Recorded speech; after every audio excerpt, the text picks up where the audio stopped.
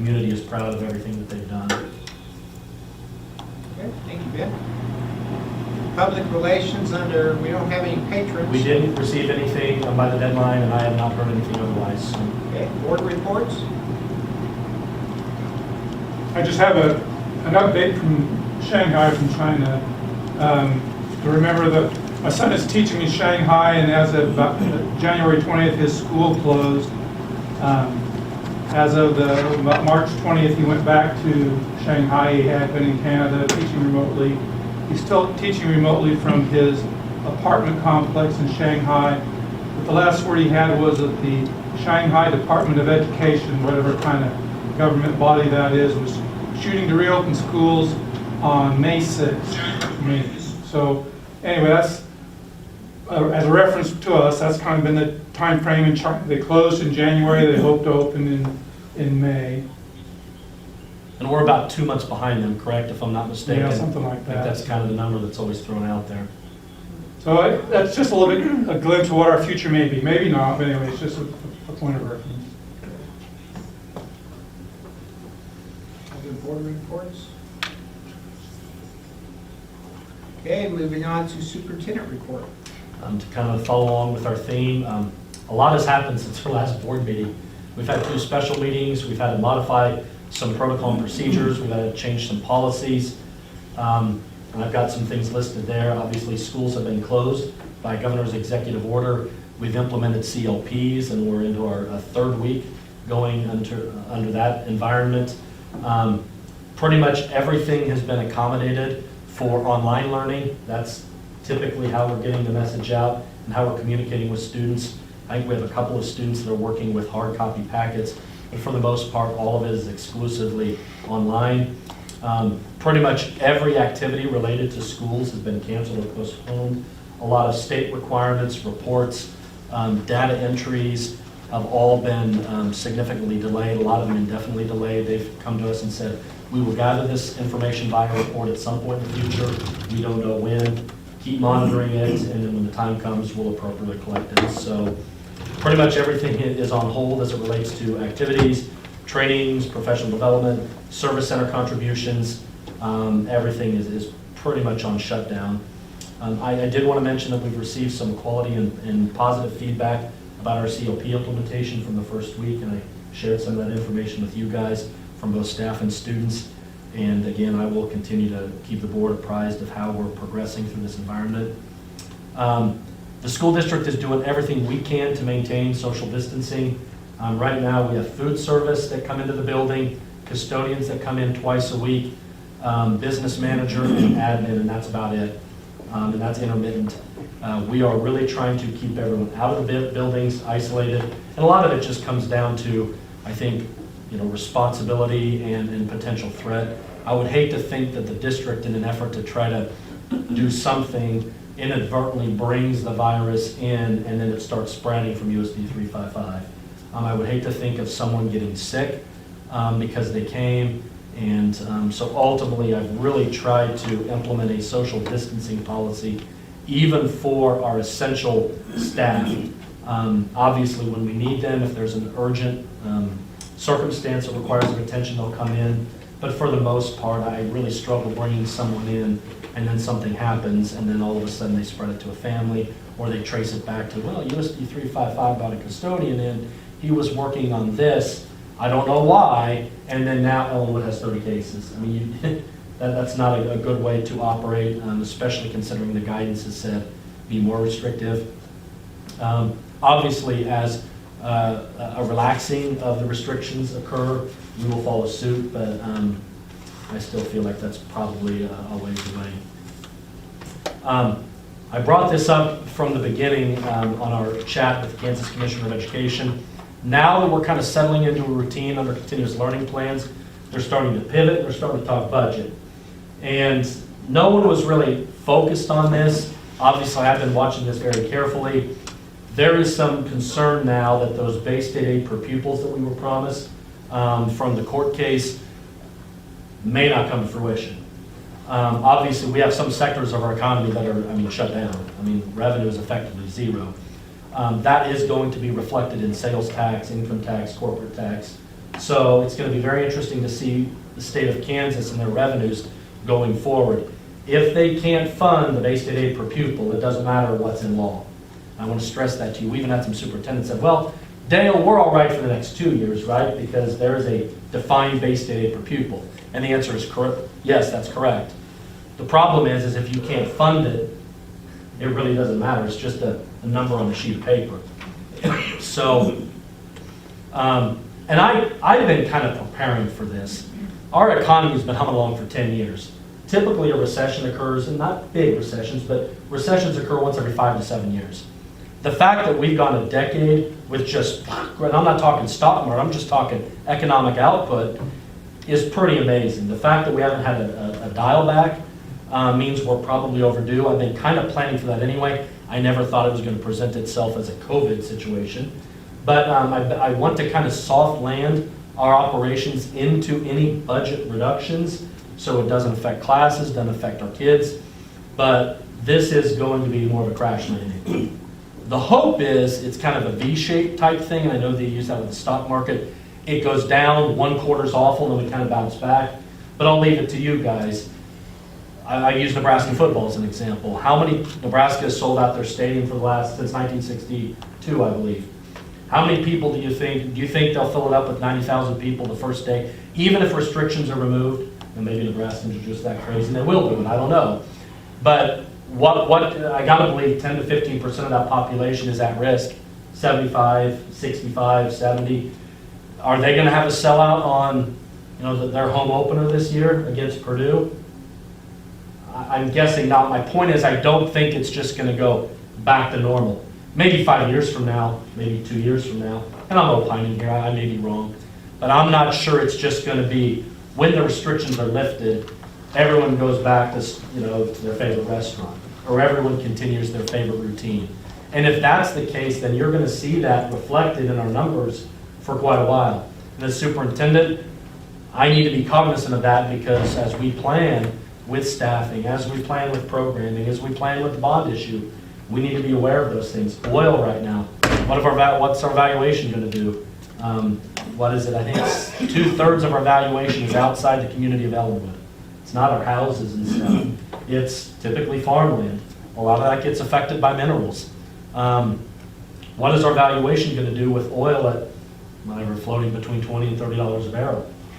So those are things that I'm keeping my eye on, and it's just funny how the state now has kind of pivoted a little bit away from the immediate need, continuous learning plans, now that we've settled in. And now they're looking at, okay, what's the budget going to be like for the rest of this year, next year? There are supposed to be some federal funds coming. We'll talk about that in future months. There is no definitive guidance been given on that yet, but I will keep you guys posted on that. But that is something that I'm watching carefully.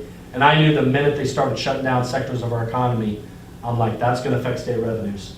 And obviously state revenues greatly affect us. So the district is looking for ways to recognize our seniors. Our seniors have been hit very hard, really all seniors. The old hashtag 2020 seniors have been affected across the world greatly. A lot of their capstone events that they plan on their entire lives, they're not going to get to enjoy and experience. So we're going to try to recreate some of those. I've been in email contact with one senior parent in particular. Very civil, very good discussions about some things that we can do to replicate these experiences. Obviously, we're not going to put anyone's health at risk, but I do think it's something that going forward we need to consider. We're going to look at some alternative activities, and if they ever lift restrictions and we can come back and conduct traditional ceremonies, we're certainly going to do that. But again, I would rather under-promise and over-deliver. I know there's some districts out there, we've got this and we're doing this, and man, that worries me because I think that inflates expectations, and then when you inevitably have to pull it away, maybe not inevitably, but potentially under this current environment, I have to say, well, even if we can't do that, or we have to do it in a modified manner. I think, again, once you expect something, you better get it, and if you don't, there's going to be additional angst. I would rather under-promise, we're going to do what we can, and then over-deliver. Guess what? We're having a regular ceremony. Let's plan for it and go from there. So we are, and also too, I think, as of Monday, I think we're going to start rolling out senior profiles online on our social media account. With parent permission, it's opt-in, but we're going to try to highlight some of their accomplishments while they were here, maybe put up a photo or video of them, maybe roll them out 2 a day to try to give them some additional attention for what they've done. I don't know how you replicate things like an FFA banquet, academic awards night, prom. I mean, some of that stuff, I was very candid and said, look, I don't know if we can replicate that. The graduation ceremony is the big one for us, and that's the one that we're really going to try to bring together. I am going to probably reach out to some other districts and see if there's other facilities we can use to maybe leverage cars, a broadcast environment, something like that. But there's just not a lot of easy answers. As I've said multiple times, what do we do when we celebrate? Or what do we do when we grieve? Funerals, weddings, births, championships.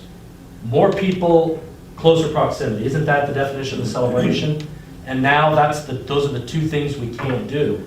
So how do you celebrate when a celebration, almost by definition, is something we can't do?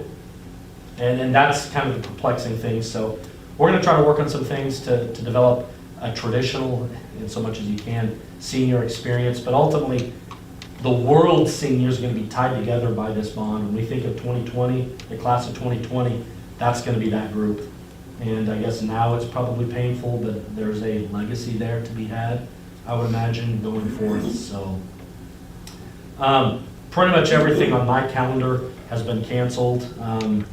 I continue to attend daily Zoom meetings with Kansas Commissioner of Education to try to stay informed on topics that are coming down from the feds and the state.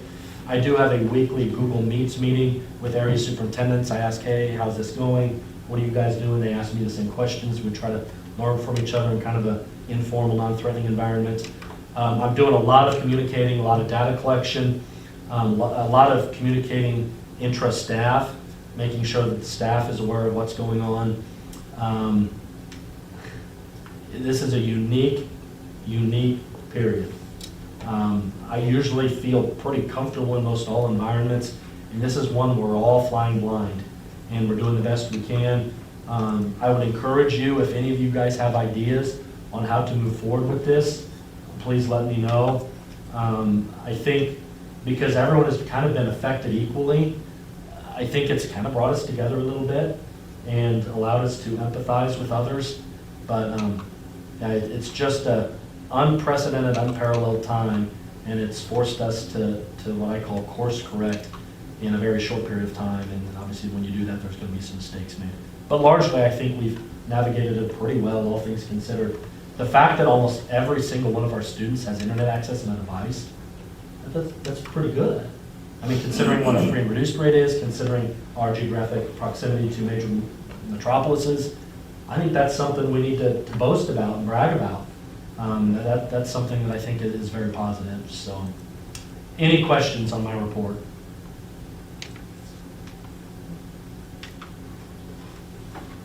Okay, moving on, any questions about the administrative reports? I mean, I didn't force them to do a report. They turned one in anyway. There's just not a lot going on. Mark did a phenomenal job. Yeah. We're typically averaging, I think, of between 150 and 200 meals served a day across the district. Trying to think of anything else that would be kind of relevant. There's just not a lot going on right now other than what's happening in the online environment. The meal thing, how does that compare to our summer meal program? It's up a little bit, by about, I'd say probably 10% maybe, 10 to 15%.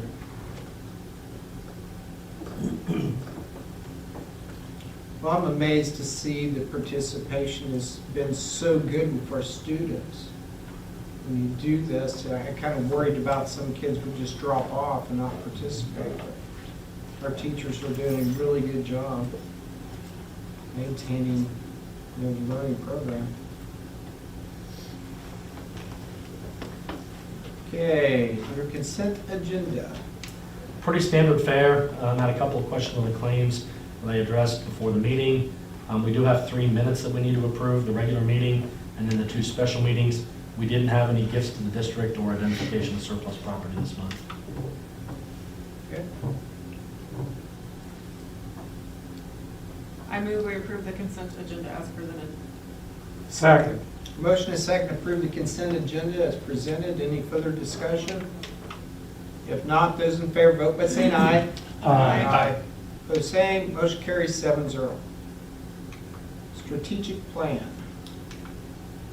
This month's update involves support and enhance parental efforts, area number 2 of our strategic plan. I'm not sure how we could better evidence this area than what we've done.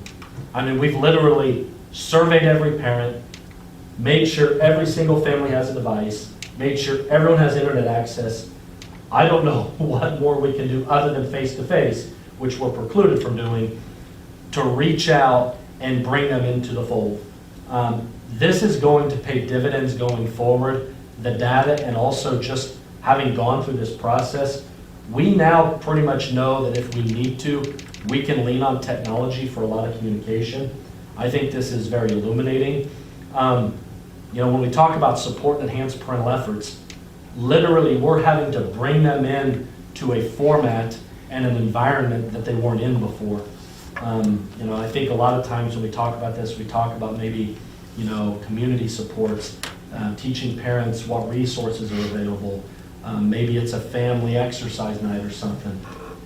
This has forced us to go to the greatest length possible to establish a long-standing bond and relationship with parents so that when they are working on something, they remain connected to the school. So not that that was intentional or what we were thinking about when this was created, but this environment has really reinforced area number 2 to a level beyond what I think what we thought we would ever do when the strategic plan was created. We have made some significant inroads in establishing relationships with kids and parents from home, which is ultimately what we wanted to do with our strategic plan. Okay, budget information.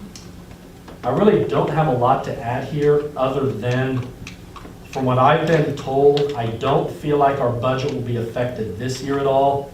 There are some federal monies, again, that are probably coming. I really don't have a lot to reference on the spreadsheet. People always ask, how will this affect our budget? Because most of our operating budget is tied up in personnel, and personnel are guaranteed to get paid, I don't think you're going to see a lot of difference. We are probably going to have some operating expenses decrease. I'm thinking of like bus fuel. We've pretty much shut down the grade school completely as far as HVAC and all that. So I'm guessing in the end, you're going to see some monies that were budgeted for things not get expended while revenues stay the same. So you might see a little bit of a gap, but it's not like that's found money or new money. It's budgeted for things that are going to be ongoing.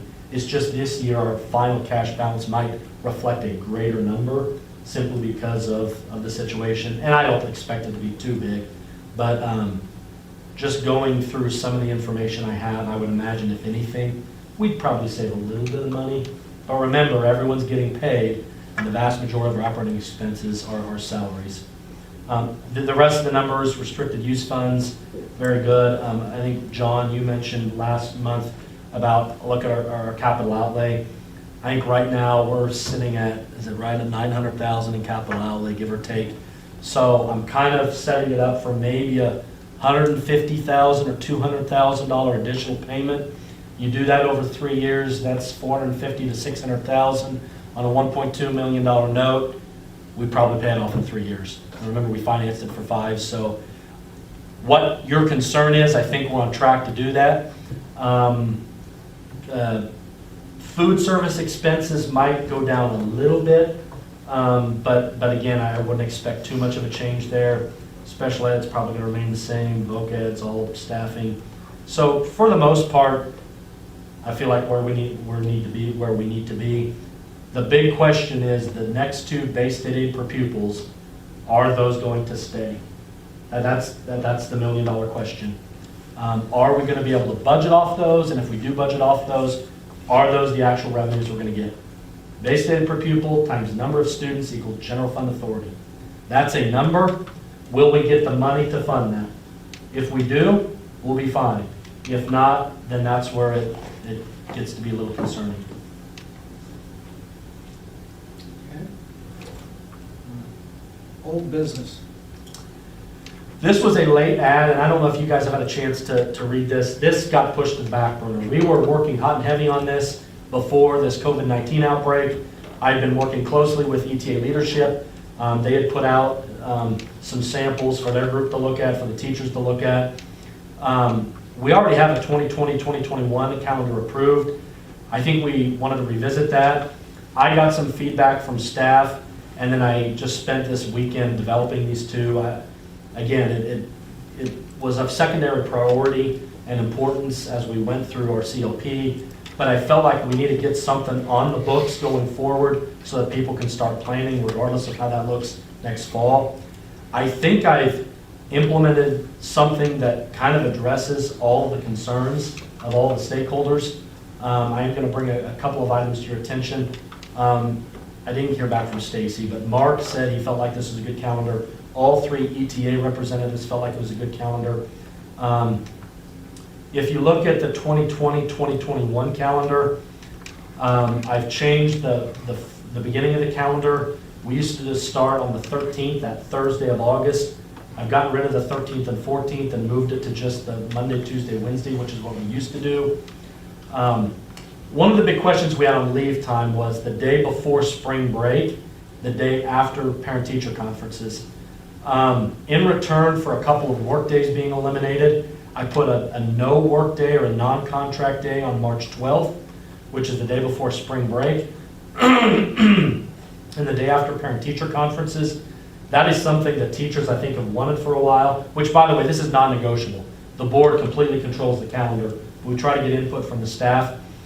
They work until about 7:30 or 8 the previous night with parent-teacher conferences, and then they argue they don't get a lot done the next day due to that circumstance, and then having spring break to follow. This eliminates also the conundrum of people asking off the Friday before spring break because it's already off, and then you have parent-teacher conferences the day before.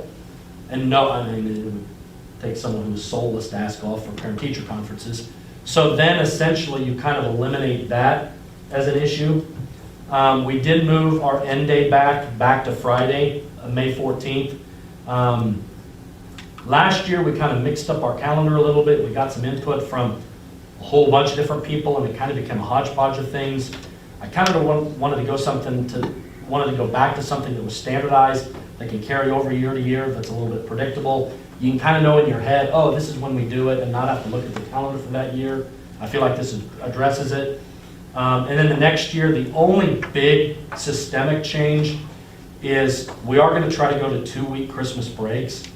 Out of the 7-year cycle, I think we had 2 years where it went 2 weeks, and then the other 5 years, it went 8 days. This just kind of cleans it up a little bit to give them the bookend weekends, which I think is probably even better for families. There are 2 years where that gets to be a little bit of a challenge. It's when you have Christmas and New Year's on Sunday and Monday. Do you give the week off before that, or do you give the week off after New Year's? Before Christmas, it's kind of you probably don't need that whole time, but if you are going to give the 2 weeks, it's either the week before Christmas, with Christmas, let's say, falling on a Monday, or the week after January 1st, with January 1st falling on a Monday. Every other cycle, you can kind of justify it. The 2 weeks, that's the one where it gets a little bit challenging. But other than that, ETA likes it, administration likes it. I think it does standardize it. We don't have things moving around. We can put this calendar on corresponding dates going forward, which makes it nice for scheduling as far as activities and other things. It does resolve that big leave issue that we had with spring break the day before. And also some teachers saying, you get done with, whatever it is, a 12-hour day parent-teacher conferences, you're probably not at your best the next day. And both sides get something, I guess. It standardizes it, it provides more structure. We got rid of some work days that, I don't want to personally opine, but I struggle with that a little bit. Teachers get some days off that they've been asking for. I feel like from the board's perspective, this is something that's easily implemented. And I do remember, when we schedule and we put a calendar out, there's a lot of other agencies that work off that in the community. So I feel like this would probably address their needs as well. So I'm thinking about like CDC, St. Joe's, some of these other organizations that kind of lean on our calendar. It doesn't become so Byzantine that they're like, well, that works for you, but how are we going to adjust? So Take a look at it. I don't know if you guys have any questions. I would like to get them approved so we can get moving on that. I feel like that they represent the district's interests well, and they actually have support from the teachers as well. So if I followed the change for next school year, 2021 is the Friday before spring break is now, Non-contract day, they're off. and that wasn't the case, or it's not the case currently. That's correct. And then we're adding something at Christmas this year, or we're not adding? No, this year is already 2 weeks. It would be systemically, like every year now we would go with a 2-week Christmas break. Okay. And that only affects 5 of the 7. If you have a 7-year cycle where it falls on the 7 different days, it only affects 5 of them. Currently, we have 2 weeks, 5 8 days. Now we just go to all 7 2 weeks. Okay. Does that make sense? Yep. Thank you. And then we did move back those goal-setting conferences. The teachers, especially at the elementary, they felt like it was too early, so they moved it back to the 28th. And we just keep that on the same date until we've either went away from it or wanted to change it. But I'm big on, because you always don't have your calendar with you. And when someone asks you something, it's nice to be able to go, yeah, we just don't do it, we do it on this day. If every year you're changing, and that happened this year, oh, I forgot, we don't do that anymore, we do this. That can lead to some inconvenience and inefficiency. So it is nice to know that you have something predictable, routine, and something that other organizations can use effectively in their scheduling. And I will say too, if something happens, you guys are always free to change it. It just takes board action to change it, and it goes to something different.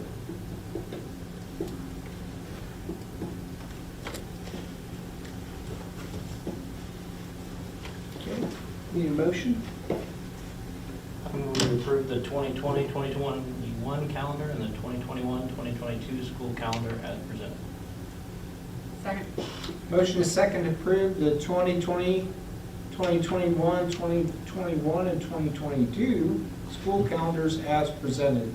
Any further discussion? If not, those in favor vote by saying aye. Aye. Opposed, same. Motion carries 7-0. Bond issue update. Kelly Murphy has yet to finish his facilities analysis. He still has to get on the roofs. He was supposed to come this last week, and then he didn't feel like with the wind and stuff, he wanted to get up on a roof. So there is still some work to be done on that. My main part of the update is we've only had 5 people fill out that survey, and I don't know if that's necessarily the cross-section the board desires.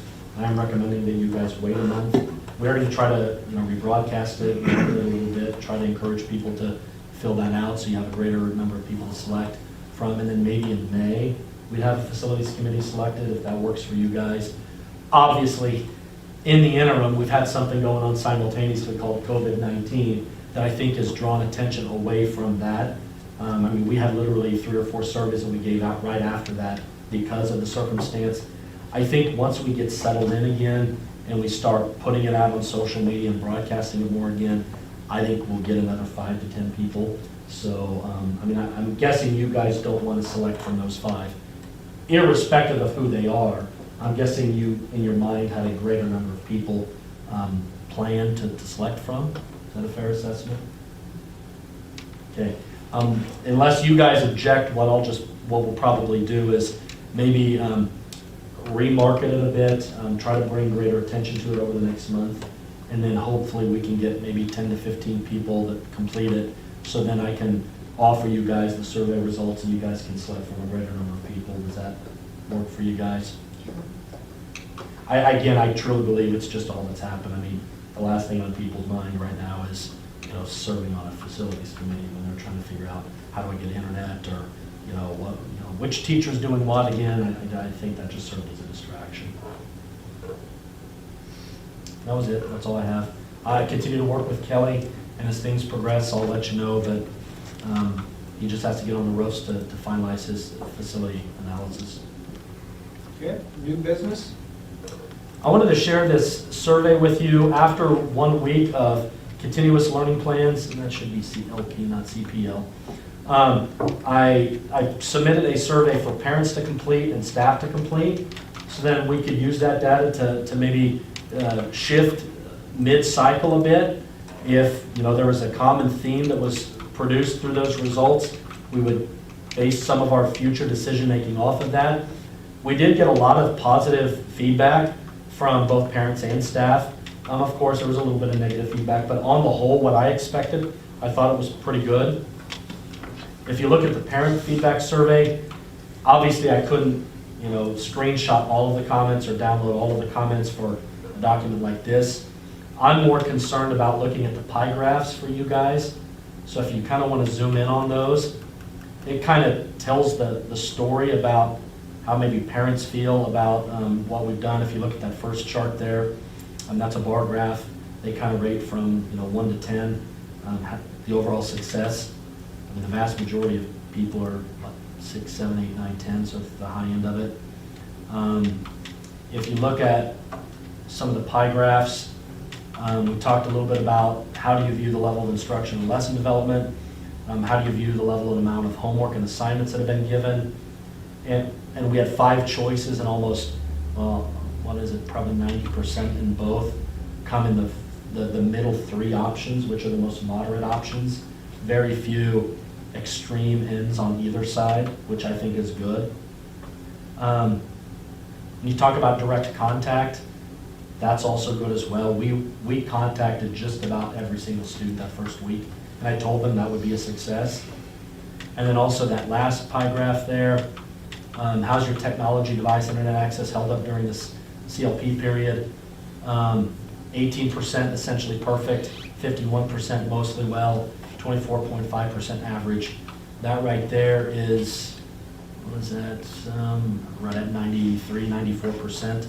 And then, 6% mostly poor and totally poor. So again, I think that's very illuminating. We have the technology infrastructure to reach pretty much all of our kids in a reliable manner. Then if you want to take a look at the teacher survey,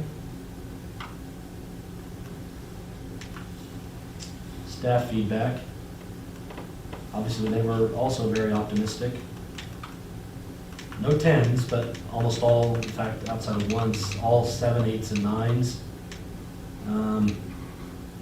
If you go down to their pie chart, approximately what % of your students have maintained the desired and expected level of contact with you in your class activities. Again, lots of good responses there. How you made direct contact with every student or parent representing the student that week. I probably should have worded that question a little bit differently because that doesn't align with what parents have given us as feedback, and I know it's a lot greater than 54.8. Direct, that word direct probably prejudiced that question a little bit. I should have clarified a little more because I'm under the impression from multiple sources that ostensibly every student was contacted that first week. There were a couple of rare exceptions. So, and again, when you shift to this environment, just making contact with students is a win. And to be honest with you, I don't want to bring up any districts, but there are some districts, I don't know how you contact all of them. I mean, I know you have the bureaucracy and stuff, but there's just some that it's very, especially in urban, metro environments, to reach out to every single student. The fact that we've essentially done that, I think, speaks well of our staff. Any commentary about that? I'd like to, I don't know how many more we're going to give of these. I think the community's a little surveyed out to some extent, but I'd like to maybe give one at the very end so that we can, kind of get a perspective on this. And if we ever have to go through this again, obviously have best practices in mind, or just learn from our regular environment. How can we implement some of this in the regular environment? Kids that are out for a while, kids that can't attend for a medical condition or whatever. I think we can learn from that a little bit. I would like to know if we hadn't done this week 1 and done it week 2, how different it was. Because I know the teachers, they spent a week learning what they're going to do. Mhm. They had to shift gears. Yeah. And I mean, everybody's flying by the seat of their pants. And I'm sure for the teachers, it was way more work than they thought it was going to be. Mhm. And I would think that week 2 and going on is going to get better and better and better as they learn and they know. I commend the teachers for changing like that, midstream and getting, to the point that they're at. And I noticed in the survey, some of them said, getting calls at 6:50. I know with Lisa, she was, well, more me, I was thinking, you have a time where you instruct, you have a time where you answer questions or whatever, and that's what you do. It's, well, I was gonna say 24/7, but I've got an iPad that, it dings every time she gets an email, and she's in Hutch doing, teaching. It's dinging till 10 or 11 o'clock at night, at 6:30 in the morning. This 8-hour day just isn't happening, so that's And pretty that- amazing what they've done, and it'd be interesting to see how positive it is going forward. Not that I want another survey. Well, and at the end, we can survey that and say, can you tell a difference between weeks 2 and 6 Yeah. from week 1? Did you, or even just as it progressed, did it become easier, more structured, more routine? Did you become more comfortable with it? Yeah. I mean, we can come up with a couple of questions for that. I will say that asynchronous element on the parent and student side is a challenge. Yeah. Because the teachers view it as here to here, structured, this. A lot of parents view it as whenever I can get to it. Yeah. And if I'm done with a meal and, hey, let's do this now, oh, what was that question? Well, let's email her. Yeah. Or call her, or text her, and it's 7 at night. They're not thinking, well, she's been doing this for 9 hours. Yeah. They're just thinking, I this got is a when we question. can do it, so you've got that asynchrony that is a challenge. Yeah, and I get that with parents working at home and stuff. I mean, it's just, that That's was a what lot. I thought, and yeah, Yeah. and what's actually happening, so. Yep. Good stuff. I just assumed if parents were, and kids were emailing them at 7 o'clock at night, that teachers would just wait till the next day and Yeah, I thought that too, but. answer it. I mean, I know some of them haven't. Some of them, you have a hard time. We have some that don't answer during the school day, and they answer in the evening because they're recording classes and doing stuff. I get that with parents working at home and stuff, I mean. It works. That was creepy. Yeah, we are online. Well, I think some of the teachers have done a good job of setting those expectations too. Like, I know that for my kids' teachers, they've shared, I'll be, available during this time to answer questions, or if they don't get back to you right away, they might apologize, but it's really not necessarily needed. It's just, everybody's feeling it out and learning. So it's communicating expectations and setting I their just- own boundaries too would be good. They can do that. It's allowed. I just bet it's getting way smoother after week 1. Oh, I agree. Yeah. I agree. And also, too, it plays out differently K-6 than it does 7-12, too. Very. I mean, that's also a different dynamic where, I'm guessing at the secondary level, it's catch as catch can. Whereas the elementary level, probably a little more structured from this time to this time. Secondary level, especially if you have a rapport with that teacher, maybe, they coached you for a while, and it is more a 24/7 learning environment. Yeah, I mean, I could see that happening frequently.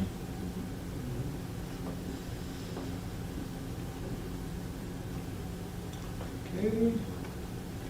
I will say too, I was impressed to see, in some of the Google meetups and stuff for Carson's class, Andrea Berzer hopped in just to say hi and see the kids, and, that's appreciated, I love seeing that everybody's kind of jumping in and making those contacts, so.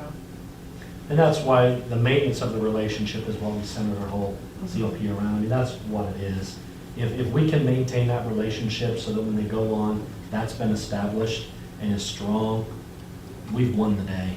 I think if we measure it on how much content they learn, I think inevitably you're going to have some kids that just aren't going to get it. But I think that's the wrong metric to use, just my opinion. So I think that's a very eloquent point.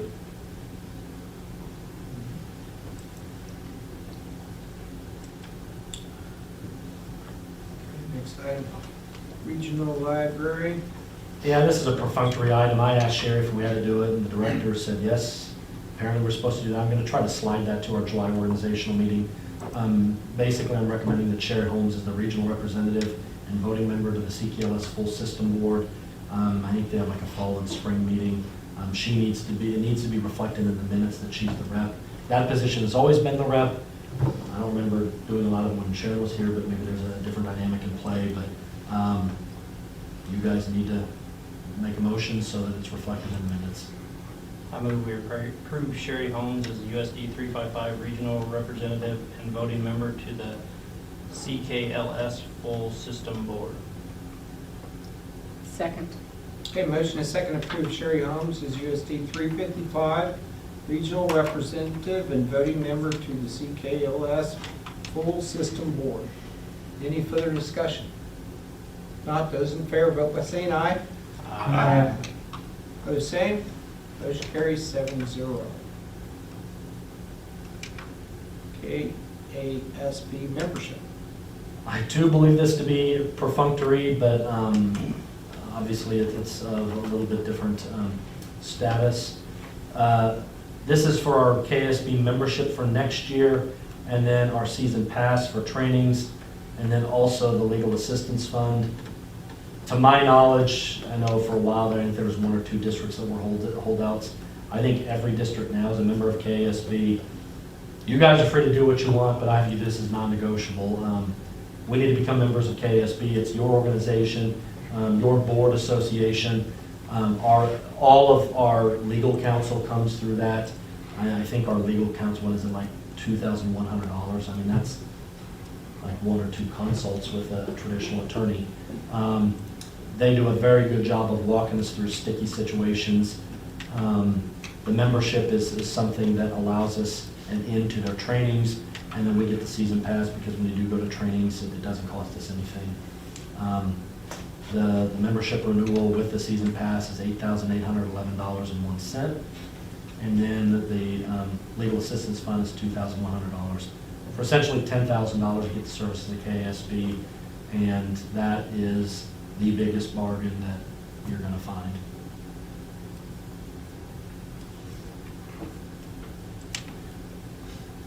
I move we approve membership with KASB, including the season pass and participation in KASB Legal Assistance Fund for the 2020-2021 school year. Second. Okay, motion is second to approve membership with KASB, including the season pass and participation in the KASB Legal Assistance Fund for the 2020-2021 school year. Any further discussion? And you guys are aware, when I say like I talked to Donald Whiteman or I talked to Luke Soba, that's who I'm referencing, it's KSB, right? So every time we call someone, I mean, it's them. Okay, I didn't want to assume anything. Okay, those in favor, vote by saying aye. Aye. Opposed, same. Motion carries 7-0. E-rate category 2 bids and purchase. We have already submitted this information for our Form 471, but in order to finalize it, it's not obligatory until, really, it's not even then, but until you guys finalize it through board action.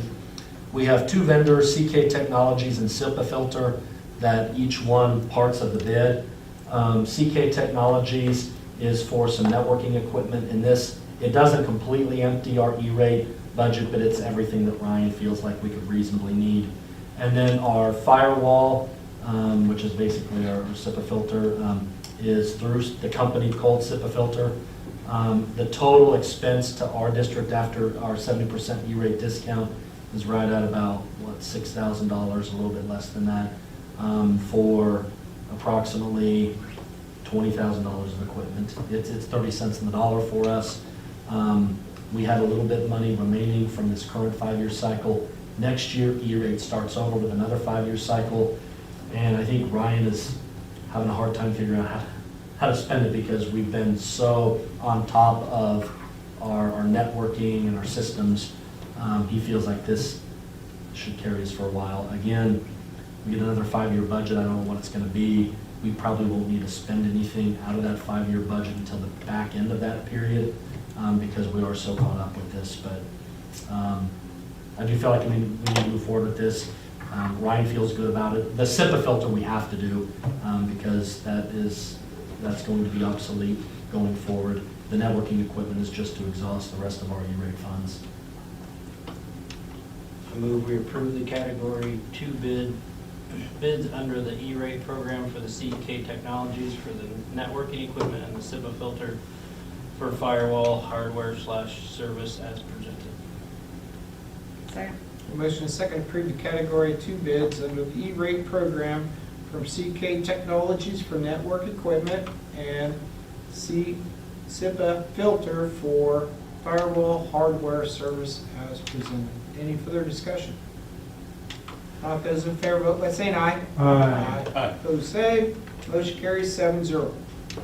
Appreciate Ryan's work on keeping us up on all of this. I think it's probably also helped with the transition over the last few weeks that we have quality equipment updated and everything. So It's funny you mention that because we have been going through this and I start uploading the information, like, man, I have a different outlook on technology now that we've gone through what we've gone through. Those schools, like, internet's a little shoddy here, we have different companies that compete, and some are good and some are bad. The fact that we kind of have maybe one or two providers, we have the best equipment, we've got a good backbone, we've got a lot of infrastructure, our equipment is modern, many times literally state of the art. You kind of take that for granted, but then you get to times like this where access is an issue, and man, it just gives you a greater appreciation for that, so I agree wholeheartedly with that. Okay. Go on to the tentative meeting dates. I always do this in April, just to give you guys a heads up. This is not final, there is no action to be taken, but I've tentatively scheduled the second Monday of every month for next school year as our regular meeting dates. The times would be at 6 o'clock and the location would be at the school community library. Ideally, it would be under different circumstances than this. We could go back to our table together and in different proximity. But take a look at that. If you have any issues with it, let me know. Those dates are formalized at the July organizational meeting. Okay, executive session time.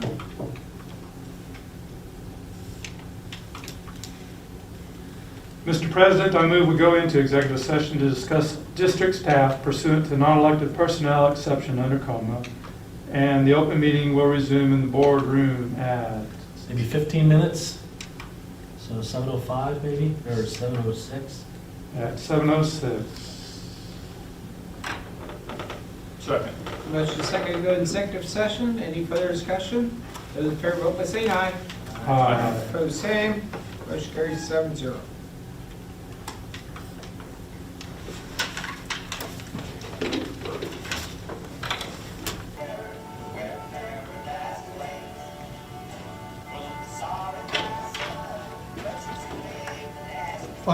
Yes, sir.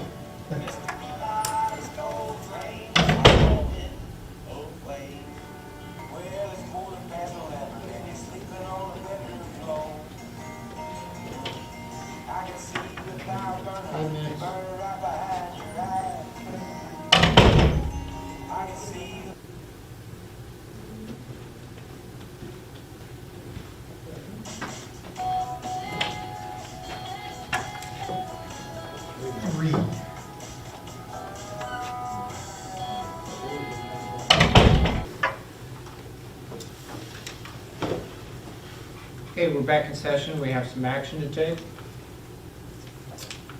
Resignation letter.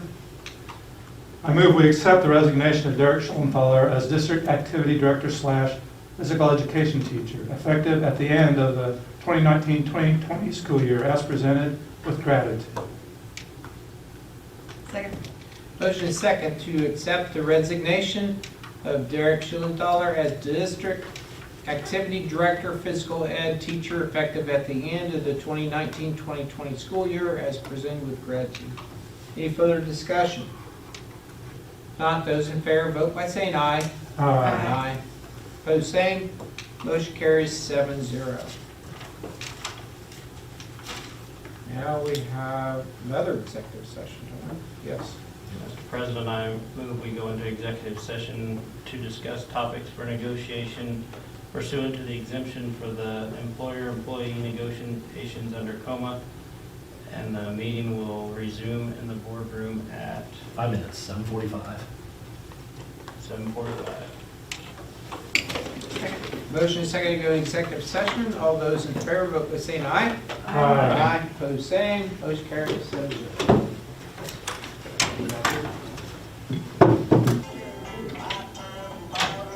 Minutes.